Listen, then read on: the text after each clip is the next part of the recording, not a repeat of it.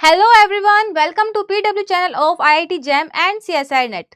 तो अक्सर बच्चे पूछा करते हैं मैम कौन सी यूनिट करनी चाहिए, कौन सी यूनिट छोड़ देनी चाहिए। तो बच्चों उसका अल्टीमेट आंसर एक ही है कि टॉपिक कर लेना चाहिए आपको इम्पोर्टेंट एज कम्पेयर टू अगर आप पूरी यूनिट छोड़ने के बारे में सोच रहे हो। तो पूरी यूनिट्स छोड़ना it's not a solution. Her unit से कुछ ऐसे टॉपिक्स आते हैं जो कि एग्जाम में रिपीटेडली देखने को मिलते हैं। उनमें से ही एक टॉपिक है फोटोसिंथेसिस। तो फोटोसिंथेसिस क्या होता है उसके बारे में आज हम पढ़ेंगे। वैसे तो आप लोगों को पता ही होगा फोटोसिंथेसिस क्या होता है ना। तो फोटोसिंथेसिस में आज हम एग्जाम पॉइंट ऑफ व्यू से देखेंगे कि कौन से कंसेप्ट्स इंपॉर्टेंट है और जिनसे बार बार क्वेश्चंस देखने को मिलता है। तो चलिए स्टार्ट करते हैं। फोटोसिंथेसिस वैसे सभी को पता है कि क्या होता है। प्लांट्स अपना खाना बनाते हैं, है ना। कैसे बनाते हैं? लाइट को यूज करके बनाते हैं। तो सिंथेसिस यूजिंग लाइट, इसका अगर मैं इसको तोड़ दूं, इसको ब्रेक कर दूं तो लाइट और सिंथेसिस मतलब लाइट का यूज करके कुछ सिंथेसिस हो रहा है ना। और क्या कन्वर्ट हो रहा है इसमें? प्लांट्स क्या कर रहे हैं इसमें, यहाँ लाइट एनर्जी को कन्वर्ट किया जा रहा है केमिकल एनर्जी में। लाइट एनर्जी बच्चों जो हमें सन से मिल रही है, केमिकल एनर्जी जो केमिकल बॉन्ड्स के बीच में होती है, राइट। तो light energy is converting into chemical energy here. इतना भी हमें पता है ना। हमें तो इतना भी पता है कि कार्बन डाइऑक्साइड भी यूज होती है, ऑक्सीजन इवॉल्व होती है ना। प्लांट्स खाना क्या बनाते हैं? ग्लूकोज का मॉलिक्यूल्स बनता है, कार्बोहाइड्रेट्स की फॉर्म में बनाते हैं ना। इसके अलावा वाटर भी तो यूज होता है। तो चलिए इक्वेशन देखते हैं हम। फोटोसिंथेसिस की जो इक्वेशन है वो क्या कहती है? क्या होती है? 6CO2 प्लस 12H2O, है ना। और किसकी प्रेजेंस में? मैम लाइट की प्रेजेंस में। और भी कुछ होता है? बिल्कुल, क्लोरोफिल भी होता है ना। हाँ, तो ये चारों रॉ मटेरियल की तरह काम करते हैं, carbon dioxide, water, light, chlorophyll. और बनेगा क्या? अब प्रोडक्ट्स बनेंगे। क्या बनेगा? खाना बनेगा, C6H12O6। ये कार्बोहाइड्रेट्स है जो फूड की तरह यूज करेंगे प्लांट्स। इसके अलावा बनेगी ऑक्सीजन। और क्या बनेगा बच्चों? कुछ हाई एनर्जी यील्डिंग मॉलिक्यूल्स बनते हैं। क्या बनता है? High energy yielding molecules. किस फॉर्म में? या तो एटीपी की और NADPH की फॉर्म में। तो ये दोनों बनेंगे मॉलिक्यूल्स। तो इसमें आपको देखने को मिल रहा होगा, एक तरफ हम बोले तो वाटर का क्या हो रहा है मैम? ऑक्सीडेशन हो रहा है ना। अगर मैं आपसे पूछूं क्या हुआ? ऑक्सीडेशन। ऑक्सीडेशन क्या होता है? ऑक्सीडेशन होता है लॉस ऑफ इलेक्ट्रॉन्स। अगर ये इलेक्ट्रॉन का लॉस हो गया तो ये गया कहाँ? ये ले लिया फटाफट से कार्बन डाइऑक्साइड ने, और उसने क्या लिया तो क्या हो गया? ये रिडक्शन हो गई। तो रिडक्शन क्या होती है? Gain of electron. इतना भी पता है। तो जहां ऑक्सीडेशन और रिडक्शन दोनों देखने को मिले, उस प्रोसेस को क्या कहते हैं? उस प्रोसेस को कहते हैं रिडॉक्स रिएक्शन। ठीक है। इसके अलावा जब स्मॉलर इनऑर्गेनिक मॉलिक्यूल्स मिलकर लार्जर ऑर्गेनिक मॉलिक्यूल्स बनाते हैं तो उस प्रोसेस को क्या कहते हैं? उस प्रोसेस को कहते हैं एनाबॉलिक प्रोसेस। तो हमें एक और टर्म मिल जाती है यहीं पर कि ये तो एनाबॉलिक प्रोसेस भी है। बिल्कुल, एनाबॉलिक का उल्टा क्या होता है बच्चों? कैटाबॉलिक। कैटाबॉलिक में क्या होता है? टूटना, लार्जर से छोटे छोटे बन रहे हैं। लेकिन एनाबॉलिक में यहाँ स्मॉलर इनऑर्गेनिक कंबाइन करके क्या कर रहे हैं? ये इनमें रिएक्शंस हो रही है और एक लार्जर ऑर्गेनिक मॉलिक्यूल बन रहा है। ठीक है। थर्ड पॉइंट देखते हैं बच्चों। लाइट की रिक्वायरमेंट है ना। एनर्जी देनी पड़ रही है, एनर्जी एब्जॉर्बिंग प्रोसेस है।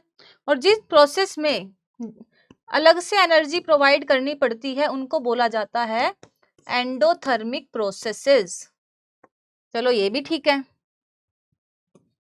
अब अगर आपको पता हो प्लांट्स कार्बन डाइऑक्साइड लेते कहाँ से हैं? एनवायरमेंट में। किस फॉर्म में प्रेजेंट होती है? अरे मैम गैसियस फॉर्म में होती है ना। तो गैसियस से कहाँ जा रही है? वो क्या बन रहा है? ये है ना, CO2 किस में रिड्यूस हो रहा है, इसमें, लेकिन ये तो एक्वस फॉर्म में होता है। फिजिकल स्टेट भी तो चेंज हो रहा है और केमिकल बॉन्डिंग्स भी चेंज हो रही है, स्ट्रक्चर भी चेंज हो रहा है, तो ये एक फिजिको-केमिकल प्रोसेस भी है।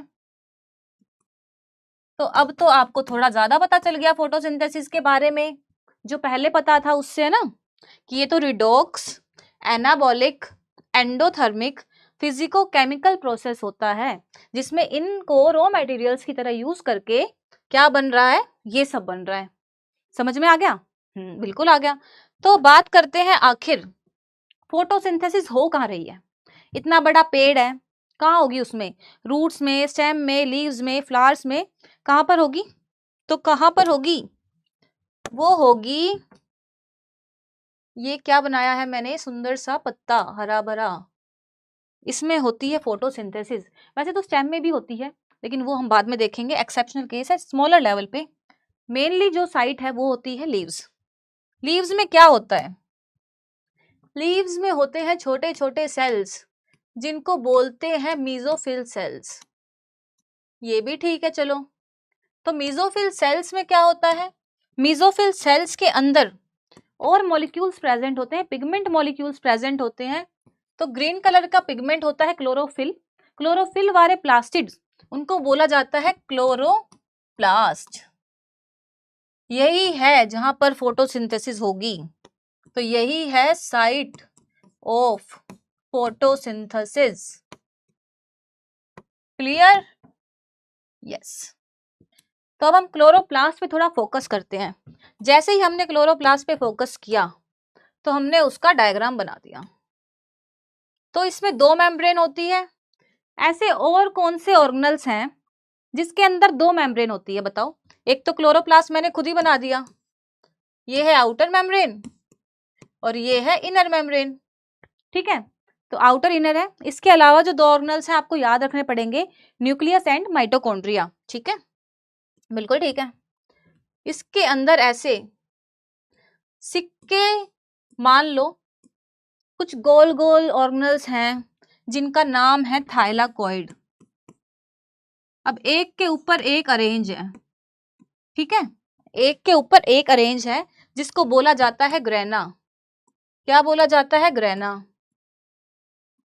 ठीक है, अब ऐसे और भी तो होंगे थाइलाकॉइड्स, बिल्कुल है। तो ये ऐसे थाइलाकॉइड्स एक दूसरे से जुड़े हुए हैं, एक बीच में एक और थाइलाकॉइड से, जो इसके अंदर फ्लूइड प्रेजेंट है। जैसे सेल के अंदर साइटोप्लाज्म होता है, हमारे क्लोरोप्लास्ट के पास होता है इसका खुद का स्ट्रोमा, इसका जो फ्लूइड प्रेजेंट होता है। ठीक है, इन सबका एक रोल है, इसलिए इनको पढ़ रहे हैं। ये जो बनाया है, ये वाला जो थाइलाकॉइड है, इसका नाम लिखा जाएगा, क्योंकि ये स्ट्रोमा में प्रेजेंट है तो इसका नाम है स्ट्रोमा लैमेला। ठीक है, और ये एक ग्रेना के हैं तो इनको बोला जाएगा ग्रेना लैमेला। ठीक है, तो क्लोरोप्लास्ट पे ज्यादा फोकस इसलिए दे रहे हैं क्योंकि उसके बारे में ही पढ़ना है, क्योंकि फोटोसिंथेसिस इसके अंदर ही हो रही है ना। तो फोटोसिंथेसिस की अगर हम बात करें तो क्या फोटोसिंथेसिस एक पूरी प्रोसेस है जो एक साथ हो जाती है? नहीं ना, इतना कॉम्प्लेक्स प्रोसेस है, एक साथ कैसे होगा? अलग अलग स्टेप्स हैं जो कि अपने आप सिक्वेंशली होते हैं। तो इसीलिए फोटोसिंथेसिस को क्या किया, फोटोसिंथेसिस ने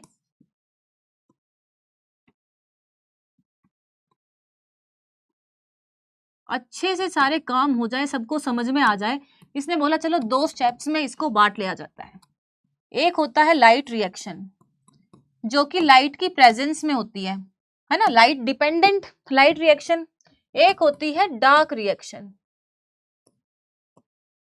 ये भी ठीक है, चलो। एक होती है लाइट रिएक्शन, एक होती है डार्क रिएक्शन। तो इन दोनों में क्या डिफरेंस है? लाइट रिएक्शन में बनेगा ऑक्सीजन, एटीपी और NADPH। ठीक है, इतना समझ में आया? ये तीनों बन रहे हैं लाइट रिएक्शन में। अब ये दोनों जो प्रोडक्ट्स हैं मेन, क्योंकि एनर्जी मॉलिक्यूल्स है, ऑक्सीजन तो बाय प्रोडक्ट बन जाता है, जिसको हमारी लिए ज्यादा यूजफुल होता है, वो हमारे लिए तो मेन प्रोडक्ट है, लेकिन प्लांट्स के लिए वो बाय प्रोडक्ट है। और यहाँ पर क्या बनेगा? इन दोनों एनर्जी मॉलिक्यूल को यूज करके यहाँ पे जो प्लांट है वो बनाएगा अपना खाना। तो ये जो मेन फूड है ये बना डार्क रिएक्शन में। अब इनकी लोकेशन क्या होती है, वही हमें ज्यादा इंपॉर्टेंट है हमारे लिए। तो लोकेशन की बात करते हैं अगर, तो ये होती है थाइलाकॉइड के अंदर, थाइलाकॉइड मेम्ब्रेन में। और जो डार्क रिएक्शंस हैं ये कहाँ होती है सारी, ये होती है स्ट्रोमा में। ठीक है, समझ में आया? बिल्कुल आया।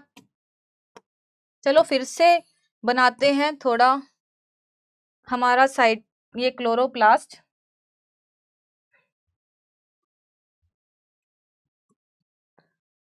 डबल मेम्ब्रेनस स्ट्रक्चर बनाया तो क्या बोला हमने, ये है थाइलाकॉइड ग्रीन कलर का। ठीक है, इसके अंदर क्या हो रही है, इसके अंदर हो रही है लाइट रिएक्शन। बिल्कुल ठीक है, लाइट रिएक्शन से क्या बना, ऑक्सीजन बनी, एटीपी और NADPH। बिल्कुल। इसके बाद क्या हुई, इसके बाद हुई स्ट्रोमा में डार्क रिएक्शन। और डार्क रिएक्शन में ATP और NADPH को यूज करके क्या बन गया, यहाँ पर फॉर्मेशन होगी खाने की। कौन से कलर से बनाए खाना, येलो से बनाते हैं। चलो C6H12O6। तो ये डार्क रिएक्शन में जो है फूड वो बन रहा है। अगर मैं पूछूं इसका मेन फेज कौन सा है, फोटोसिंथेसिस में जो मेन रोल है जिस फेज का वो कौन सा है, तो वो है डार्क फेज, क्योंकि डार्क फेज में ही खाना बन रहा है ना। तो ये लोकेशन आपको ध्यान रखनी पड़ेगी। अब बताइए इस लाइट रिएक्शन मतलब जो हमारे थाइलाकॉइड में हो रहा है, लाइट तो सारी यहीं पे यूज होगी। डार्क रिएक्शन तो लाइट इंडिपेंडेंट है ना, तो लाइट रिएक्शन में ही सारा काम है लाइट का। सनलाइट आई यहीं पे काम हुआ, तो मतलब थाइलाकॉइड में ही कुछ प्रेजेंट है जो कि क्या करता है, तो जो ये थाइलाकॉइड्स हमने बनाए थे इनमें ही कुछ मॉलिक्यूल्स हैं जो लाइट को एब्जॉर्ब करते हैं। बिल्कुल। अब हमने येलो क्लोरोप्लास्ट बनाते तो लाइट ग्रीन बनानी पड़ेगी। तो यहाँ पे कुछ मॉलिक्यूल्स प्रेजेंट है, ये हमारे पिगमेंट मॉलिक्यूल्स हैं जो कि लाइट को एब्जॉर्ब करते हैं। अब लाइट भी अलग अलग वेवलेंथ की होती है, बिल्कुल, फोटोन्स आते हैं अलग अलग वेवलेंथ के। तो पिगमेंट मॉलिक्यूल्स जो होते हैं स्पेसिफिक होते हैं पर्टिकुलर वेवलेंथ के लिए। ठीक है, कौन सी वेवलेंथ आई, कौन से मॉलिक्यूल को लेनी है, सबके लिए अपना स्पेसिफिक पिगमेंट मॉलिक्यूल है हर पर्टिकुलर वेवलेंथ के लिए। ओके। और जब ये मॉलिक्यूल्स क्लोरोफिल मॉलिक्यूल आगे अपने एक्साइटेड स्टेट में जाते हैं तो एनर्जी को ट्रांसफर करते हैं, है ना। अब ट्रांसफर करेंगे तो हमेशा अपने से ज्यादा बड़ी वेवलेंथ वाले मॉलिक्यूल को ही देंगे। अगर ये 400 वाला है, इसके पास दो ऑप्शन है बच्चों, 470 या 380, तो ये इसको देगा, फिर ये 500 को देगा, फिर ये 550 को देगा। क्यों है ऐसा, एनर्जी जो होती है बच्चों वो इनवर्सली प्रोपोर्शनल होती है वेवलेंथ के। अब वेवलेंथ बढ़ती जाएगी, मतलब स्टेप बाय स्टेप जा रहे हैं, तो इस तरीके से वो अपनी जो वेवलेंथ से बड़ी वाली वेवलेंथ है उसको ही ट्रांसफर करेगा एनर्जी को। ठीक है, तो आई होप दिस इज समझ में आ गया। तो ये पिगमेंट मॉलिक्यूल्स के बारे में पढ़ना पड़ेगा। अब पिगमेंट मॉलिक्यूल्स क्या होते हैं, तो पिगमेंट मॉलिक्यूल्स भी अलग अलग टाइप के होते हैं, जिनमें से इंपॉर्टेंट हम पढ़ेंगे। एक होता है फोटोसिंथेटिक पिगमेंट्स मॉलिक्यूल्स जो फोटोसिंथेसिस कराएंगे। एक है प्रोटेक्टिव पिगमेंट मॉलिक्यूल्स जो कि प्रोटेक्शन का काम कराएंगे। इसमें भी हमने दो पार्ट में इसको डिवाइड कर दिया, एक है क्लोरोफिल और एक है कैरोटिनॉइड्स। ये ग्रीन कलर का क्लोरोफिल है, क्लोरोफिल ए, क्लोरोफिल बी, जो मेनली हम पढ़ते हैं। कैरोटिनॉइड्स के अंदर आया ज़ैंथोफिल, ये होता है येलो, क्योंकि येलो से लिखा है। कैरोटीन ऑरेंज कलर का है, गाजर में भरपूर मात्रा में मिलता है। इसके अलावा फाइकोसाइनिन जो कि साइनोबैक्टीरिया में, और फाइकोएरिथ्रिन रेड एल्गी में देखने को मिलता है। ये थे बच्चा फोटोसिंथेटिक जो कुछ कलर के लिए स्पेसिफिक हैं। प्रोटेक्टिव पिगमेंट्स क्या होते हैं, जो प्रोटेक्शन का काम करते हैं, लाइक एंथोसाइनिन। ठीक है, एंथोसाइनिन। इसके अलावा जो हमारा ज़ैंथोफिल है ना, ये भी as a protective pigment use होता है कहाँ पर, स्ट्रेस फिजियोलॉजी में जब हम पढ़ेंगे इसके बारे में, ठीक है। तो इसका भी आपको याद रखना पड़ेगा थोड़ा। तो ये कुछ पिगमेंट मॉलिक्यूल्स हैं जो कि काम करते हैं, ठीक है। अब इन पिगमेंट के बाद क्या पढ़ेंगे, अब एक साइंटिस्ट आया, ठीक है। क्या आया, साइंटिस्ट आया। वैसे अगर मैं आपको बताऊं, आपने सभी ने एक वर्ड पढ़ा होगा, विबग्योर, सबने पढ़ा है बिल्कुल। कितने से कितने वेवलेंथ पर होता है विजिबल लाइट का, 400 to 700 nm पे ये होता है, इस रेंज में, है ना, विबग्योर। और इसी रीजन को बच्चों बोला जाता है फोटोसिंथेटिक एक्टिव रेडिएशन। मतलब सारी जो फोटोसिंथेसिस है वो इसी रेंज में होती है, विजिबल लाइट की रेंज में, विबग्योर में। अब 6 से 80 पे अप्रोक्सीमेटली कौन सा कलर होता है, रेड लाइट। तो जो 680 nm वाला पिगमेंट मॉलिक्यूल है वो क्या करेगा, क्या 680 की वेवलेंथ को अब्सॉर्ब करेगा, रेड लाइट की। और जो 700 है, रेड के बाद क्या आएगा, विबग्योर के बाद आगे क्या आता है यहाँ पे, फार रेड रीजन। तो फार रेड रीजन आएगा 700 nm पे, और ये फार रेड लाइट को जो है वो एब्जॉर्ब करेगा, ठीक है। तो इसके बारे में ही कुछ स्टडीज हुई जो एक साइंटिस्ट ने करी, और उस साइंटिस्ट का नाम था बच्चों इमर्सन। क्या नाम था, इमर्सन। तो इमर्सन ने 2 एक्सपेरिमेंट करे जो आगे हमें पढ़ने हैं, वो इंपॉर्टेंट है उसके लिए। तो इसलिए हम इसको थोड़ा सा डिस्कस करेंगे कि उन एक्सपेरिमेंट में आखिर था क्या। तो एमर्सन ने 2 एक्सपेरिमेंट दिए जिनका नाम था एमर्सन एनहेंसमेंट इफेक्ट, ठीक है, और एक है रेड ड्रॉप। तो एनहेंसमेंट इफेक्ट में क्या देखा उसने उसने 2, पहले उसने ली रेड लाइट, ठीक है, 680 पे, 680 की वेवलेंथ प्लांट्स को दी, और फिर उसने रेट ऑफ फोटोसिंथेसिस चेक करा, ऑक्सीजन कितनी बन रही है, क्वांटम यील्ड उसने चेक करी, तो वो इतनी बन रही थी। फिर उसने चला ठीक है, ये कौन सी लाइट पे थी, रेड पे।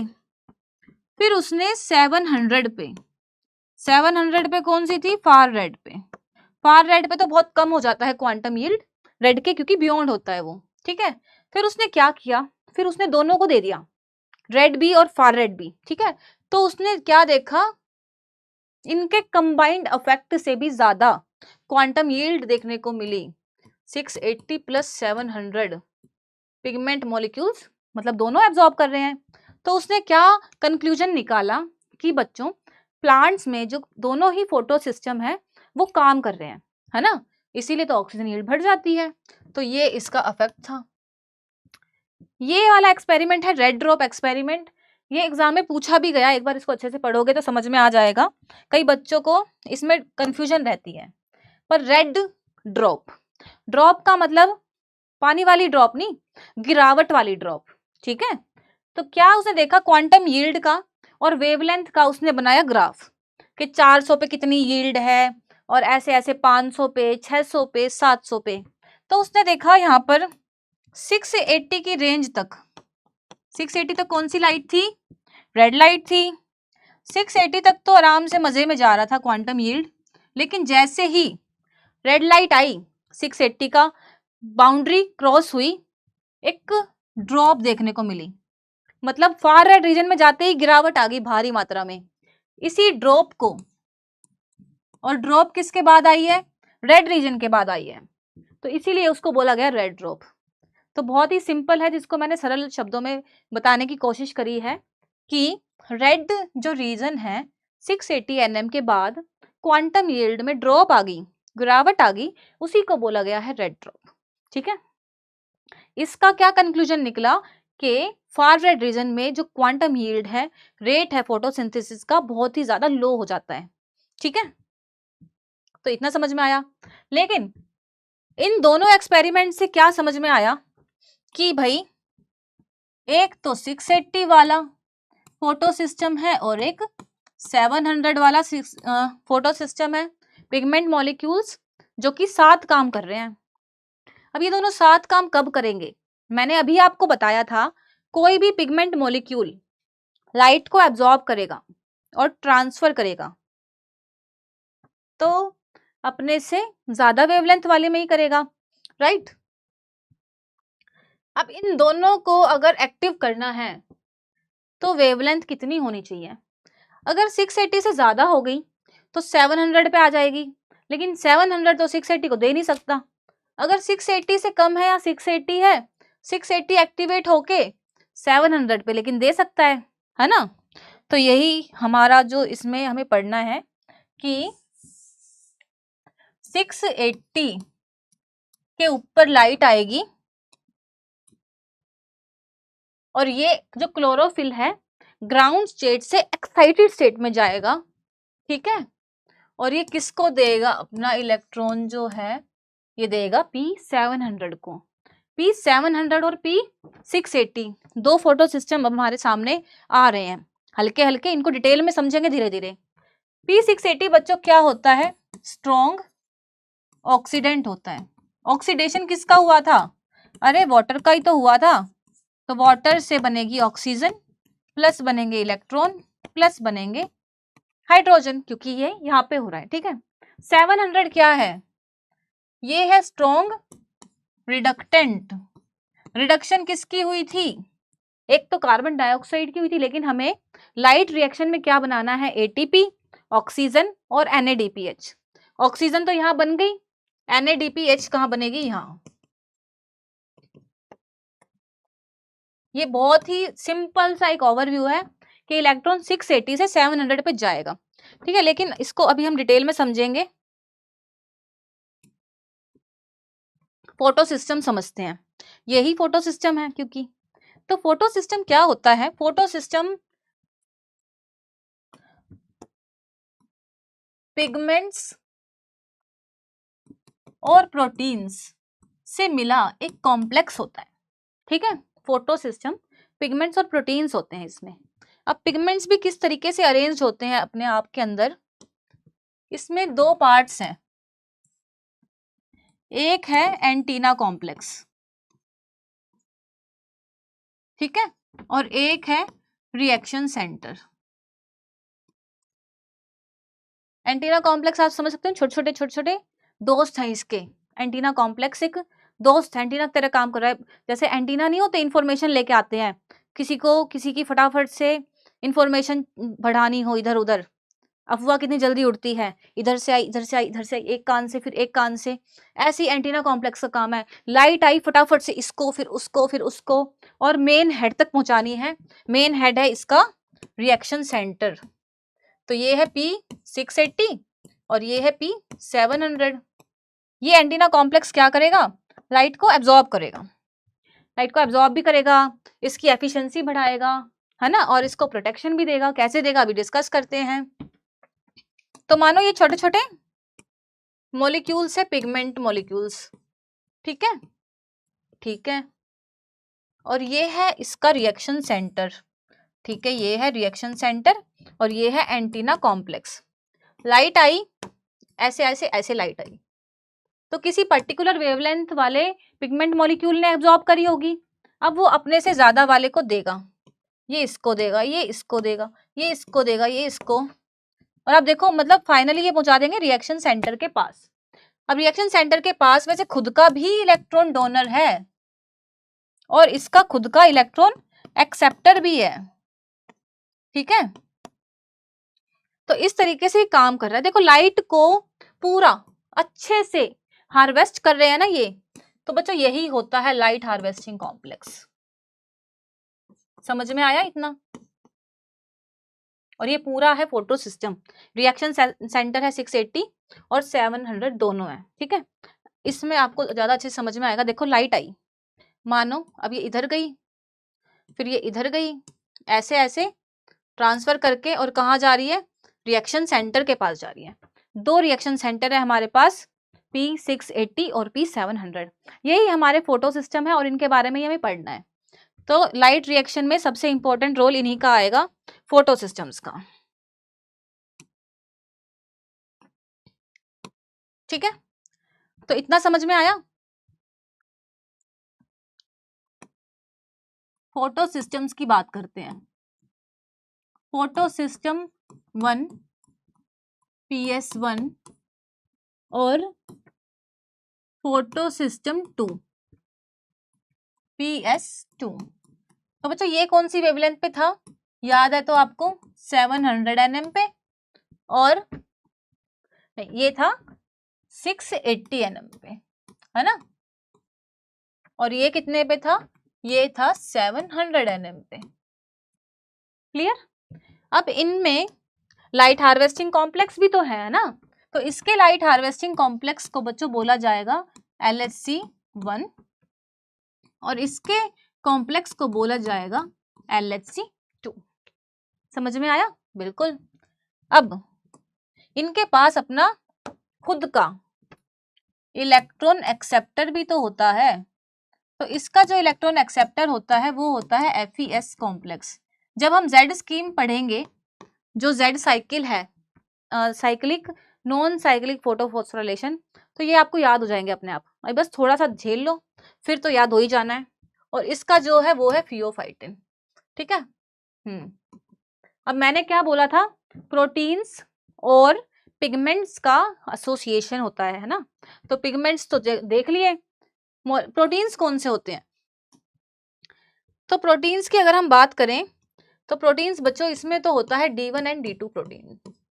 ठीक है, D2 मेनली एक्टिवली काम करता है, ठीक है, D1 मेनली एक्टिवली काम करता है और एक जीन को भी एनकोड करता है जिसका नाम है, अब आपको बताया जाएगा, थोड़ा सा सब्र रखें। इसके अलावा देखो LHC1 था, यहाँ पे LHCA जीन भी मिलेगा इस कॉम्प्लेक्स के साथ, और यहाँ पे LHCB। देखो बच्चा जहाँ पे 2 है ना वहाँ पे B आएगा, जहाँ पे 1 है वहाँ A आएगा, तो 1 के साथ A और 2 के साथ B। बहुत ही सिंपल फंडा है, ये आपको याद करने में भी आसानी कराएगा ना। जीन कौन सा आपको याद करना है, यहाँ पे PS से A,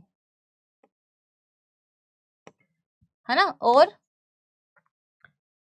PS से जीन जो है वो किस में मिलेगा और उसकी पहचान कैसे करनी है। देखो 2 जीन है बच्चों, एक है PS से A और एक है PSBA। तो A वाला कहाँ आएगा, इसमें, और B वाला कहाँ आएगा, इसमें। तो ये आपको याद रखना है। ठीक है, A और B से आपको ये जो है कंसेप्ट याद रखना है। और बात करें अगर हम इसमें फोटो सिस्टम 1 और फोटो सिस्टम 2 में, तो इनकी लोकेशन आपको ध्यान रखनी है। ठीक है, जो मेन बात मुझे बतानी है वो है लोकेशन के बारे में, क्योंकि लोकेशन से क्वेश्चन आता है। तो कहाँ पे हो रही थी लाइट रिएक्शन जी, कहाँ पे हो रही थी, क्लोरोप्लास्ट के थाइलाकॉइड में हो रही थी, है ना, ये है थाइलाकॉइड। ठीक है, तो बच्चों जैसे ये आपस में एक के ऊपर एक के ऊपर एक रखे हुए हैं, तो ऐसे प्रेस्ड है ना, तो जो ये रीजन होता है इसको बोला जाता है एप्रेस्ड रीजन। ठीक है, और जो ये ओपन रीजन है ये होता है नॉन एप्रेस्ड रीजन। तो ये आपको याद रखना पड़ेगा कि जो PS1 है वो मिलता है खुले में, मतलब नॉन एप्रेस्ड रीजन में, और जो PS2 है वो मिलेगा एप्रेस्ड रीजन में। ठीक है, तो PS2 हमें मिल जाएगा यहाँ, PS2। ठीक है, लेकिन PS1 हमेशा जो ये वाली यहाँ पे एरिया है यहाँ मिलेगा PS1। क्या था यहाँ पे, स्ट्रोमा लैमेला, है ना, तो PS1 कहाँ मिलेगा, स्ट्रोमा लैमेला में, और PS2 कहाँ मिलेगा, ग्रेना लैमेला में। तो यही हमने स्टार्टिंग में पढ़ा था, देखो कैसे P680 ने लाइट ली, ठीक है, और यहाँ पे ये एक्साइटेड फॉर्म में गया, फिर उसने इलेक्ट्रॉन ट्रांसफर करा 700 के पास, 700 एक्साइट हुआ और इसने रिड्यूस कर दिया NADP प्लस को NADPH में। इतना हमने पढ़ा था फोटो सिस्टम से पहले, है ना। तो क्या हुआ, इसको इलेक्ट्रॉन कहाँ से मिलता है, इसको वाटर के ऑक्सीडेशन से इलेक्ट्रॉन्स मिलते हैं, जैसा हमने देखा था। ये रिएक्शन सेंटर है, तो इनके आसपास इस टाइप से क्या होते हैं, एंटीना कॉम्प्लेक्स भी होते हैं, है ना। तो ये क्या है, एंटीना कॉम्प्लेक्स है बच्चों। तो लाइट आई और ये इस तरीके से इलेक्ट्रॉन्स मूव करे और यहाँ पे चला गया, लाइट आई और यहाँ पे इस तरीके से ये चला गया। अगर सिर्फ 700 वाली आ रही है तो अलग केस होता है, 680 वाली आ रही है तो दोनों एक्टिवेट हो ही जाएंगे, है ना। इसके अलावा अगर बात करें 680 से 700 तक आने में कुछ और भी तो मॉलिक्यूल्स हैं जो इलेक्ट्रॉन को ट्रांसफर करा रहे हैं, पिगमेंट मॉलिक्यूल्स हैं, इलेक्ट्रॉन कैरियर का काम कर रहे हैं। तो बच्चों हमें यहाँ पे 4 मेनली पढ़ने हैं पिगमेंट मॉलिक्यूल्स। इंपॉर्टेंट यही है एग्जाम पॉइंट ऑफ व्यू से, ये सबसे इंपॉर्टेंट है जो अब स्टार्ट होने जा रहा है, ठीक है। तो एक है इसका कौन था, इलेक्ट्रॉन एक्सेप्टर फियोफाइटिन, फियोफाइटिन सबसे पहले आएगा, फिर आएगा यहाँ पे प्लास्टोक्विनोन, ठीक है, यहाँ पे आएगा फिर साइटोक्रोम B6F, फिर प्लास्टोसाइनिन, ये कॉपर कंटेनिंग मॉलिक्यूल है, और फिर पहुंचा देंगे 700 के पास। समझ में आया, अभी आ जाएगा धीरे धीरे। और 700 के बाद भी बहुत सारे छोटे छोटे मॉलिक्यूल्स हैं जो कि आगे जाके पूरी रिडक्शन कराएंगे। तो यही हमें अब पढ़ना है, जिसको बोला जाएगा जेड स्कीम। जेड जैसा लग रहा है ना बच्चों, ये आपको बिल्कुल लग रहा है। तो अब हमारा जो टॉपिक है वो है जेड स्कीम, मतलब नॉन साइक्लिक फोटोफॉस्फोराइलेशन। कहाँ से स्टार्ट हुई थी हमारी कहानी, लाइट से। लाइट किसके पास आई, तो लाइट आई सबसे पहले P680 के पास, P680 मतलब फोटो सिस्टम 2 के पास आई, ठीक है, यहाँ पे आई। फिर ये क्या हो जाएंगे, इसमें जो क्लोरोफिल प्रेजेंट है ये एक्साइटेड हो जाएंगे, इलेक्ट्रॉन्स ट्रांसपोर्ट हो रहे हैं ना, तो ये एक्साइटेड स्टेट में चला गया ग्राउंड स्टेट से, ठीक है। अब देखो ये है ग्राउंड स्टेट, ये है एक्साइटेड स्टेट, इनके बीच में होता है एनर्जी गैप। तो जितना इनका एनर्जी गैप होता है, इसको उतना ही कूदाने के लिए, ऊपर जाने के लिए इतनी ही एनर्जी चाहिए होती है जो आगे फोटोन से आती है। समझ में आया, आ गया। इसके बाद कहाँ जाएगा इलेक्ट्रॉन, फियोफाइटिन में जाएगा, फिर प्लास्टोक्विनोन में जाएगा ना, और वो भी 2 तरीके के हैं अब हमारे पास, पहले PQA फिर PQB। तो ये AB की तरह ही याद करने हैं, वेरी सिंपल।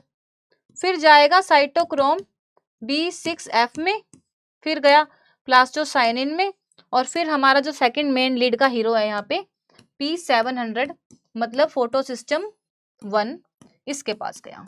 अब जैसे ही इसके पास गया मतलब एक स्टेज हमारा कंप्लीट हो गया। इसमें हमें क्या पढ़ना है, और यहाँ पे बच्चों बन जाती है ATP। तो इस साइटोक्रोम B6F के पास प्रोटॉन ग्रेडियंट की वजह से अब यहाँ पे क्या बनेगा, ADP से ATP फॉर्मेशन हो गई। तो ATP तो बन गया, चलो ठीक है। अब हम बनाएंगे NADPH। कैसे बनाएंगे, कहाँ पहुंचा दिया हमने इलेक्ट्रॉन, यहाँ। तो 700 अब क्या हो जाएगा, ग्राउंड स्टेट से गया एक्साइटेड स्टेट में। अब छोटे छोटे कुछ मॉलिक्यूल्स हैं। वैसे 700 का फोटो सिस्टम 1 का इलेक्ट्रॉन एक्सेप्टर कौन था, FES, है ना, कौन था, FES। कॉम्प्लेक्स है ये पूरा, इसके अंदर 3 आते हैं, FESX, A और B। तो ये सीक्वेंस आपको याद रखना पड़ेगा, XAB, FESX, FESA, FESB। तो XAB ये याद रखना पड़ेगा, ठीक है। तो इससे पहले लेकिन एक इलेक्ट्रॉन कैरियर की तरह कुछ मॉलिक्यूल आएगा, फाइलोक्विनोन, वो आपको याद करना है, A0 और A1। फिर इसका एक्सेप्टर FESX, FESA,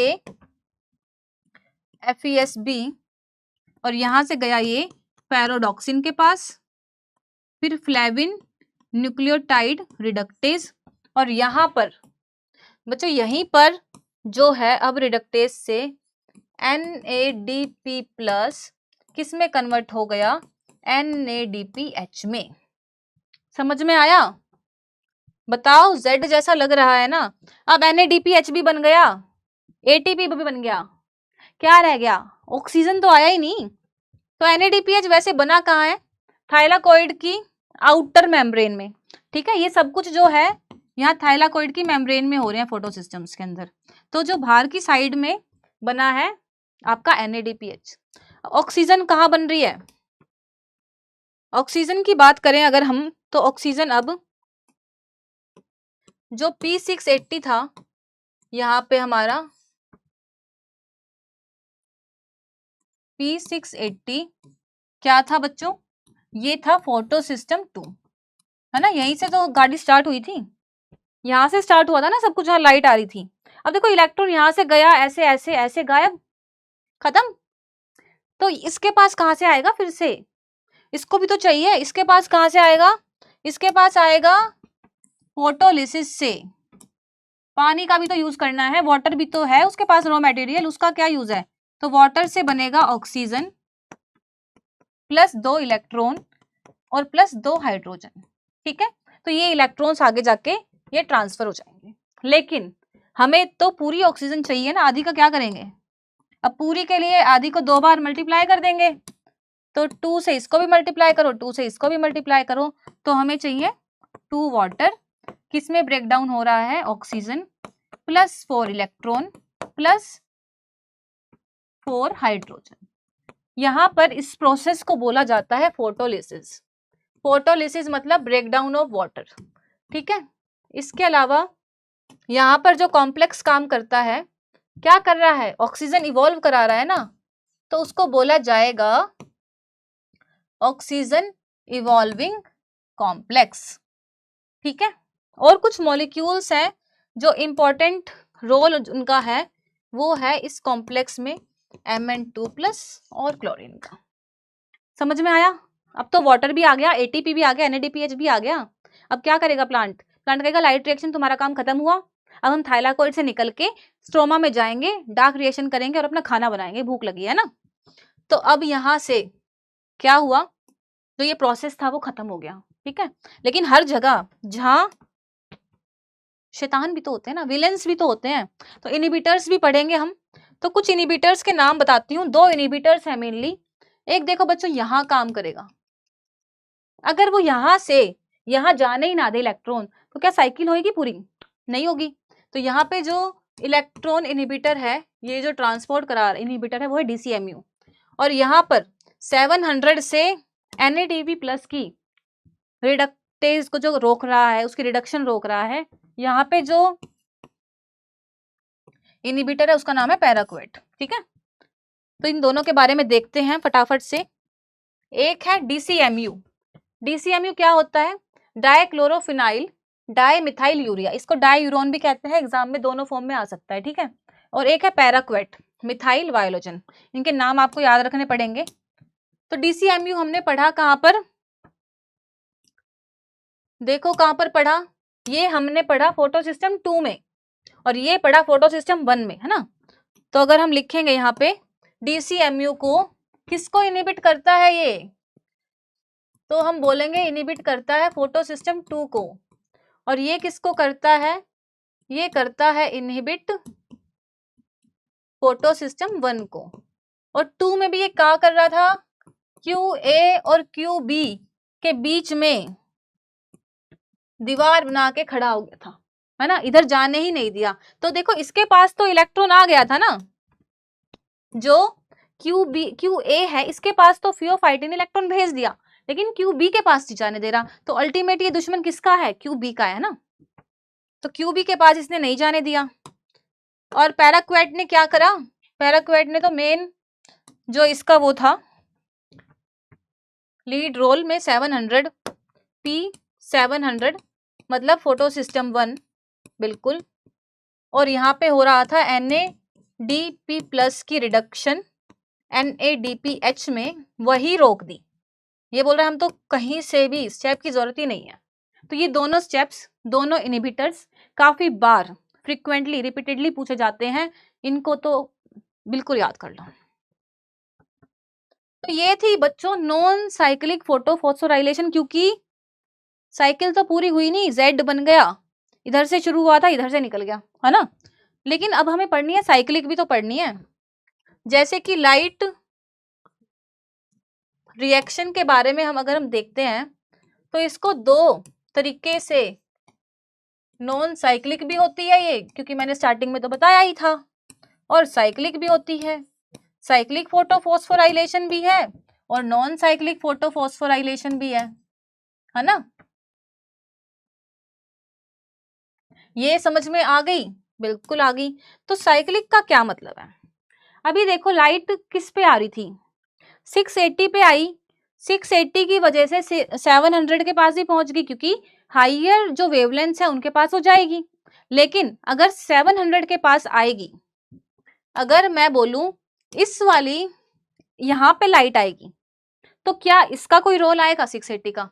नहीं आएगा ना, क्योंकि ये तो बड़ा हो गया ना, ये अपने से बड़े को देगा, 680 तो छोटा बच्चा है, उसको नहीं देगा, तो 700 तो आगे पास ऑन कर देगा।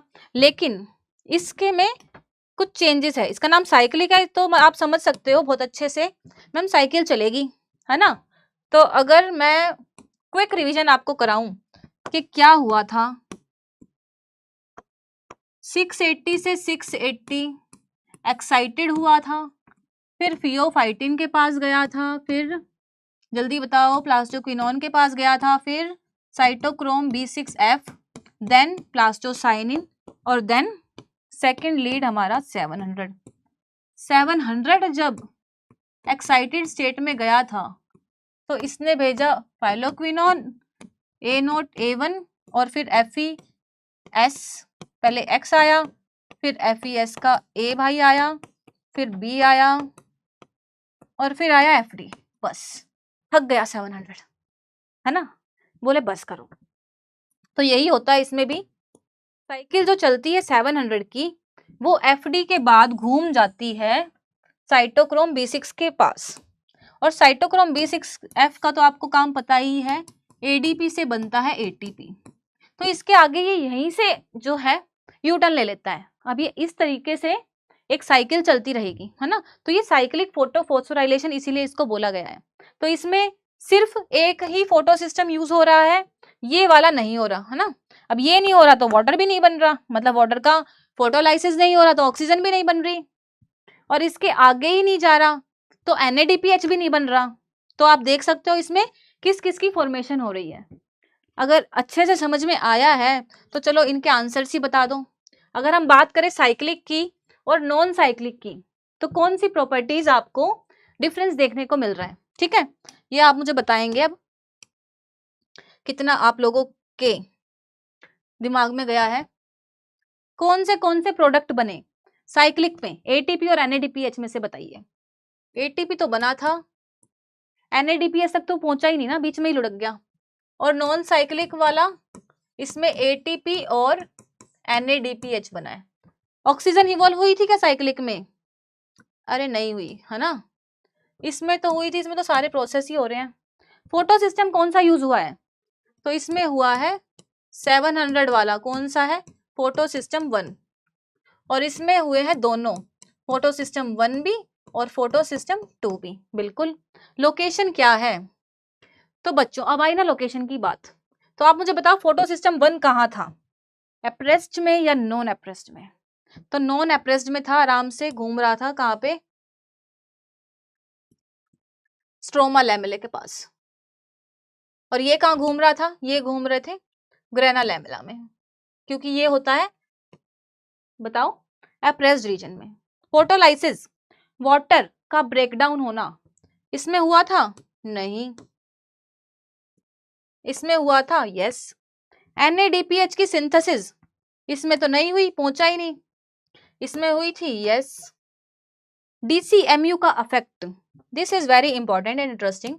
DCMU कहाँ पे अफेक्ट कर रहा था बच्चों? इसके अंदर, है ना, PQA से PQB में जाने में DCMU का असर दिख रहा था, लेकिन जो साइक्लिक वाला है वो तो यहीं से यूटर्न ले गया ना, साइटोक्रोम B6F से, PQ के पास तो गया ही नहीं, तो DCMU का कोई इफेक्ट ही नहीं है ना, DCMU का इफेक्ट है ना किसी और का इफेक्ट है, तो नो और नो। समझ में आ गया? कुछ क्वेश्चंस करके देखें, आया ही नहीं आया, तो वो पता चलेगा। समझ में आया नहीं आया सिर्फ पता चलता है क्वेश्चंस करने से, और वो भी प्रीवियस ईयर क्वेश्चन करने से ज्यादा पता चलेगा। तो दो फायदे होते हैं प्रीवियस ईयर क्वेश्चन करने के, क्वेश्चंस का आइडिया भी लग जाता है, रिवीजन भी हो जाती है। फटाफट से इसका आंसर मुझे बताओ, साइटोक्रोम B6F का डोनर एंड एक्सेप्टर कौन होता है इलेक्ट्रॉन्स का? B6F कब देखने को मिला था? अगर याद करेंगे तो 680 जो हमारा फोटो सिस्टम 2 था, P680, यहां से गया था फियोफाइटिन के पास, यहां से गया था फिर PQA के पास, फिर PQB के पास, और फिर गया था साइटोक्रोम बी। इतना बड़ा कैसे हो गया इस पे स्पेलिंग? तो साइटोक्रोम B6F, देन प्लास्टोसाइनिन, और फिर आ गया 700। ठीक है, तो साइटोक्रोम B6F का पूछा है तो बता देते हैं। ये रहा साइटोक्रोम B6F, डोनर है इसका ये, और एक्सेप्टर है इसका ये। तो फटाफट से ऑप्शन देखो कौन सा आ रहा है मैच करके। PQ एंड PC, इन दोनों को PQ भी तो बोलते हैं ना, ये तो हमने ज्यादा स्पेशलाइज्ड बता दिया, उन्होंने पूछा ही नहीं इतना। तो D। नेक्स्ट क्वेश्चन करते हैं, फोटो सिस्टम 2। बिल्कुल, क्या बताया है फोटो सिस्टम 2 के बारे में? 2 कौन सा है हमारा? 680 है। तो ये light dependent water plastoquinone oxido reductase की तरह काम करता है। ठीक है, दो रिएक्शन सेंटर के प्रोटीन्स के नाम पूछे हैं इन्होंने जो कि इलेक्ट्रॉन ट्रांसफर ग्रुप में काम करते हैं, फियोफाइटिन और प्लास्टोक्विनोन। ऑप्शंस देखते हैं, CP43, CP47, D1 and D2, 33 kilo Dalton and 23 kilo Dalton, F and FP। तो वेरी सिंपल, मैंने दो रिएक्शन सेंटर, दो प्रोटीन्स के नाम बताए थे, D1 एंड D2, जो कि आपको फोटोसिस्टम 2 के साथ याद रखने हैं। ठीक है, नेक्स्ट क्वेश्चन पे चलते हैं बच्चों। 2019 का ये क्वेश्चन है, जब फोटोन आता है, लाइट के फोटोन आया, क्लोरोफिल मॉलिक्यूल जो है ग्राउंड स्टेट से एक्साइटेड स्टेट में जाएगा कब? जब एनर्जी ऑफ फोटोन की कब हो जाएगी? तो देखो बहुत ही सिंपल है, ये है ग्राउंड स्टेट और ये है एक्साइटेड स्टेट।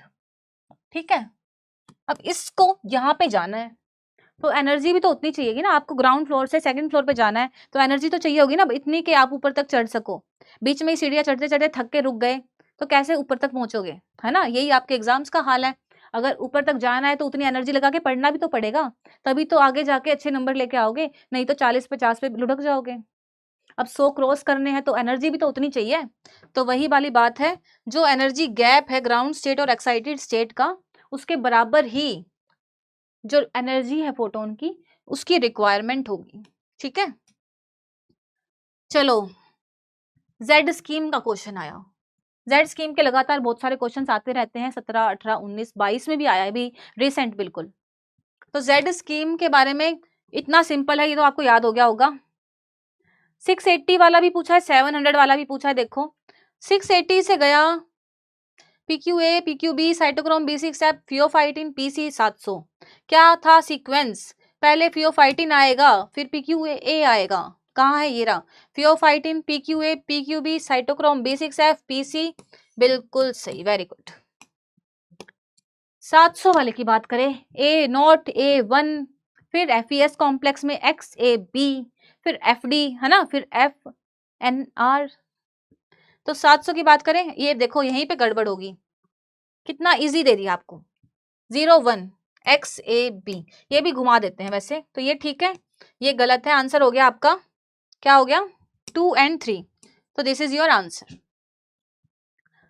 फिर से वही आ गया 680 वाला। 680 वाला तो सबको ही पता है, 680 से गया फियोफाइटिन के पास, फियोफाइटिन से गया PQ के पास, फिर गया किसके पास, साइटोक्रोम B6F के पास, और फिर गया प्लास्टोसाइनिन, प्लास्टोसाइनिन ने बोल दिया जाओ बस अब 700 के पास, है ना? कहाँ है ये सीक्वेंस, प्लास्टोक्विनोन, साइटोक्रोम B6F और PC। ठीक है, क्लियर, वेरी गुड। जिसके सही होते जा रहे हैं खुश होना, तुम्हें समझ में आ गया। देखो फरवरी 2022 का क्वेश्चन है ये, 680 और 700 कितना रिपीटेड देखने को मिल रहा है ना, खुद ही देख लो, मैं क्या बताऊं। 680 के बाद गया था फियोफाइटिन में, फिर QA, फिर QB, फिर तो साइटोक्रोम B6F पे गया था, ये तो गड़बड़ कर दिया। इसका मतलब ये वाला ठीक है, pheophytin, QA, QB, B6F, PC, very good. ठीक है, नेक्स्ट 700 वाला, फाइलोक्विनोन के पास गया था पहले, ठीक है, A0, A1 आया था ना, पहले A0 आया, फिर A1 आया, फिर यहाँ गड़बड़ कर दी XAB, तो ये गलत है, ये सही है, XAB से भी आ जाता है, देख लो ऑप्शंस नंबर 3 and 4, ये रे C वाला। ठीक है, ये ठीक है। नेक्स्ट क्वेश्चन आया लाइट रिएक्शन के बारे में है कि फोटो सिस्टम 1 होता है, फोटो सिस्टम 2 होता है, साइटोक्रोम B6F होता है, एटीपी सिंथेज होता है, सब कुछ होते हैं लाइट रिएक्शन में। तो आप इनमें से सही स्टेटमेंट बताएं। तो इसमें से गलत ढूंढ दो, 3 सही मिल जाएंगी। चलो पहली पढ़ते हैं। फोटो सिस्टम 1 के जो रिएक्शन सेंटर होते हैं और फोटो सिस्टम 2 का जो रिएक्शन सेंटर होता है, बोले तो PS1 और PS2 की बात हो रही है, ठीक है। तो वो डिस्ट्रीब्यूटेड होते हैं ग्रैनुल लैमेली में और स्ट्रोमा लैमेली में। क्या यूनिफॉर्मली डिस्ट्रीब्यूटेड है, जहां मर्जी 1 जहां मर्जी 2? नहीं ना, तो ये तो गलत हो गया। तो ये गलत, तो बाकी 3 सही। फिर भी पढ़ लेते हैं। इलेक्ट्रॉन डोनर है जो 700 का, वो प्लास्टोसाइनिन है, और एक्सेप्टर है जो वो A0 है। बिल्कुल, प्लास्टोसाइनिन से गया था 700 के पास, 700 वाला क्लोरोफिल मॉलिक्यूल एक्साइटेड होके गया A0 के पास, ठीक है। फिर A1 and the cycle goes on. Core antenna P700 के हैं, PSA और PSA-B दोनों AA ही हैं, कोई इसमें गड़बड़ नहीं है। इसके ये जो की प्रोटीन्स हैं वो हैं। Cyclic electron flow occurs from the reducing side of PS1 where plastohydroquinone, ठीक है, एंड B6F कॉम्प्लेक्स दोनों होते हैं। इससे एटीपी सिंथेसिस होता है लेकिन NADP रिड्यूस नहीं होता। तो NADP वाला तो अगला स्टेप होता है जहाँ पे NADP प्लस से NADPH बनता है। पहले वाली जो साइकिल होती है, मतलब फर्स्ट जो Z की लाइन आई थी उसमें बना था ATP। समझ में आ गया? चलो थोड़ा सा इजी क्वेश्चन है, फरवरी 2022 का है। इसकी मैंने हिंट दी थी, A वाला 1 में लगा दो, B वाला 2 में लगा दो, ठीक है। तो यहाँ पे A आएगा, वैसे B वाला 2 में गया, B वाला फिर 2 में गया, A वाला 1 में गया। अगर ऐसे क्वेश्चंस में थोड़ा डाउट भी हो तो आप स्किप कर सकते हो, क्योंकि आपके पास भरमार चॉइसेस होती हैं, है ना। 75 क्वेश्चंस सी सेक्शन में होना, और आपको करने कितने हैं? 25। वाह, 3 छोड़ो 1 करो, 3 छोड़ो 1 करो, है ना, या 1 कर दो तो तुम्हारे पास 6-7 छोड़ने की भी लिबर्टी आ जाती है। वाओ, DCMU पे क्वेश्चन आ गया है। देखो DCMU पे क्वेश्चन देखो कितने आए हैं कॉन्टिन्यूअस, और भी आए, मैंने लिखे नहीं है कुछ तो। देखो स्टार्टिंग में आया था 2007 में, फिर आया 2016 में, 10 साल बाद DCMU का सेम क्वेश्चन, ठीक है। फिर आया पैराक्वेट का 2017 में, तो क्या पता फिर से आ जाए। तो DCMU क्या करता है? DCMU PQA से PQB के बीच में दीवार खड़ी कर देता है, और इसका अल्टीमेट कौन है? शिकार QB है ना, क्योंकि QA के पास तो देखो आ गया था ना इलेक्ट्रॉन, B तक नहीं जा पा रहा, मतलब B से कुछ दुश्मनी है उसको। DCMU क्या करता है? QA से QB का रास्ता रोक देता है। पैराक्वेट क्या करता है? पैराक्वेट का काम था 700 वाले PS फोटो सिस्टम 1 में, वो क्या नहीं करने दे रहा था? इलेक्ट्रॉन को नीचे नहीं जाने दे रहा था। तो वो करता क्या है, मतलब बड़ा शातिर सा है, थोड़ा चंचल है। वो ऑक्सीजन को बोलता है कि तू ना जाके जो इलेक्ट्रॉन्स हैं वो ऑक्सीजन के साथ बाइंड करा देगा। रिएक्टिव ऑक्सीजन स्पीशीज कुछ नया करते हैं ना, नया एक्सपेरिमेंट करते हैं, तो वो सही की जगह कुछ हार्मफुल ही बन जाता है। तो क्या करते हैं, ये जो इलेक्ट्रॉन्स है फोटो सिस्टम 1 के, फेरोडॉक्सिन से उसका ट्रांसफर करा देगा ऑक्सीजन के पास, और बन जाएगी रिएक्टिव ऑक्सीजन स्पीशीज। कितनी हार्मफुल होती है, लेकिन नया एक्सपेरिमेंट करना है भाई पैराक्वेट को। कौन है? ये रहा, इनसे मिले, ठीक है। पैराक्वेट का ये रोल है, मैं काम खराब कैसे करूं।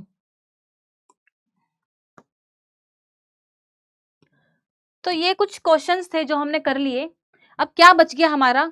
अब ये हमारे लाइट रिएक्शंस के क्वेश्चन थे, ठीक है। अब हम करेंगे डार्क रिएक्शन। डार्क रिएक्शन में क्या होगा बच्चों? देखो लाइट रिएक्शन में हमने बहुत कुछ पढ़ लिया। अब लाइट रिएक्शन में हमने ऑक्सीजन भी बना ली, ATP भी बना लिया, और NADPH भी बना लिया। ये तो चलो बाय प्रोडक्ट है, ठीक है।